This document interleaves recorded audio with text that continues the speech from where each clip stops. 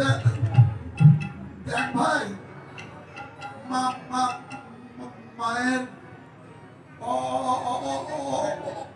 অনুমতি ছাড়া কানাইয়াকে নেয়াই যাবে না। ও ভালো কথা, তাহলে চলো মায়ের কাছে যাই।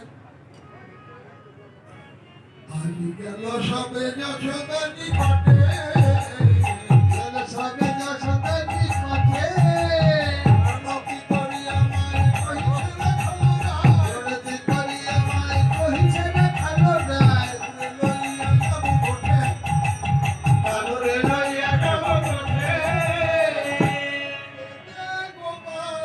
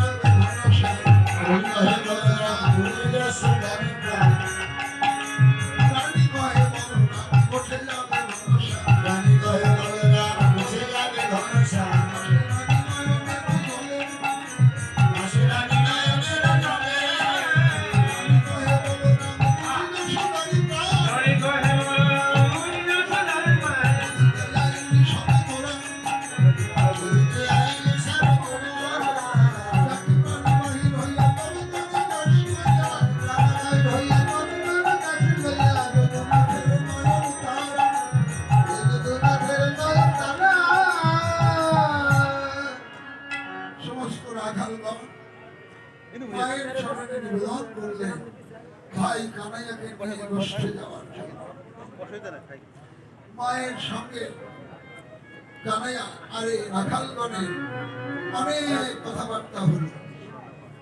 শেষ নির্ণয় হলো, বলাই শ্রীরামকে বলেন, ও শ্রীরাম, আমরা নিত্য নিত্য বনে গিয়ে যেসব বন কাহিনী দেখি, যা যা দেখি, ওইসব কাহিনী মায়ের কাছে বলি। মায়ের মনটা নরম হবে, ভাইকে গোষ্ঠী শ্রীরাম কহিছে বাণী শোনো ভবানন্দ রানী, নীতি নীতি যাই ওরা বলে, আমরা নিত্য নিত্য বলে যাই। ভেবো না কানাইয়াকে দিয়ে আমরা কোনো কর্ম করে, ওর কাজ হলো বৃক্ষতলে বসে শুধু বাঁশি বাজানো। আর সেই বংশীধ্বনি শুনে কত অভিনব অভিনব মানুষ যে আসে মা, ভয়ে আমরা দূরে পালিয়ে যাই। শুধু ভক্তমন্ডলী আপনারাও জানেন, কারণ আমারও জন্মের আগে থেকে এই নাম ঘরে কীর্তন হয়। কষ্টের পথ অনেক, তার মধ্যে আমার একটু জীর্ণ ঘটল। এখন মুখে লীলাটুকু মুখে স্মরণ করব, আপনারা অপরাধ নেবেন না। যদি বলেন আর একটু বেশি গাও বাবু, গাওয়ায় অসুবিধা নেই, কিন্তু এর পরের যে লীলা আরো বড়। কারণ পূর্বাহ্ন লীলা হলো ৬ দণ্ড, আর মধ্যাহ্ন লীলা হলো ১২ দণ্ড। পূর্বাহ্ন লীলার সময় হইল 2 ঘন্টা 24 মিনিট, আর মধ্যাহ্ন লীলার সময় হলো 4 ঘন্টা 48 মিনিট। কারণ সেখানে আছে রাধারানীর দিবা অভিষেক, রাধাকুণ্ড কুলে গোবিন্দ মিলন, তারপরে আছে ওই ঝুলন বিলাস, তারপরে স্নান জলকেলি, সাজসজ্জা, সেবা, বিশ্রাম, পাশা খেলা, কুসুম চয়ন, মধুপান, তারপরে সূর্য লীলা। এই এতগুলো লীলা স্মরণ করতে হবে। তো আমি সময় খেয়ে দিলে এরপরে যিনি আসবেন তিনি দীপাকে বলবেন। এই জন্য আমি মুখে স্মরণ করছি, অপরাধ নেবেন না। তখন মায়ের নিকটে শ্রীরাম যা বর্ণনা করলেন, ওই হংসেরও উপরে চড়ি চতুর্মুখে মন্ত্র করি স্তব করে কানাইয়ের চারিপাশে। এই সমস্ত যে বর্ণনা, সব দেব দেবীর বর্ণনা করলেন। তা মা বললেন, সীতা, এই যে আশ্চর্য ধরনের মানুষগুলো, এদের চিনেছিস? সীতা বললেন, শোনো মা, তুমি যদি পাগলের মতো কথা বলো, এই বৃন্দাবনে এমন মানুষকে আমরা কোনোদিন দেখেছি?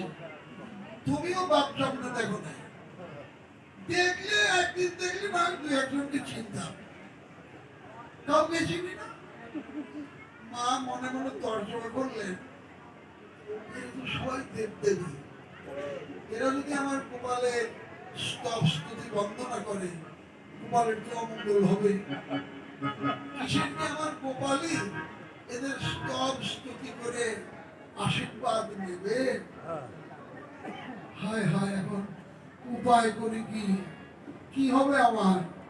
বাৎসল্যময়ী মা একেবারে যেন বেঘরে পড়ে গেলেন, হতাশায় পড়ে গেলেন। কি করবেন পথ খুঁজে পাচ্ছেন না।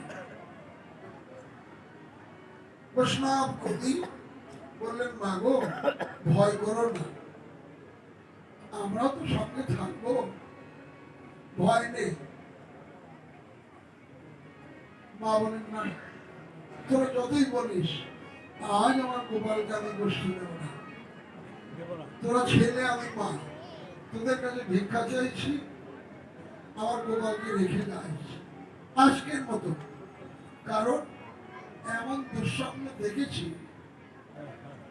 সে স্বপ্ন দেখার পর কোনো মা সন্তানকে পক্ষ ছাড়া করতে পারে না। কত কথা বললেন। পরে শ্রীরাম যখন বেগতিক দেখলেন, বলরামকে বললেন, ও দাদা, তুমি যদি অনুমতি দাও তাহলে আমি একটা কথা বলবো। বলে যদি মা গোষ্ঠী দেন। তাই শ্রীরাম গিয়ে মায়ের চরণ ধরে বলেন, মা, প্রথমেই তোমার কাছে ক্ষমা চাই, আমি দুটো কথা বলবো, শুনবে না?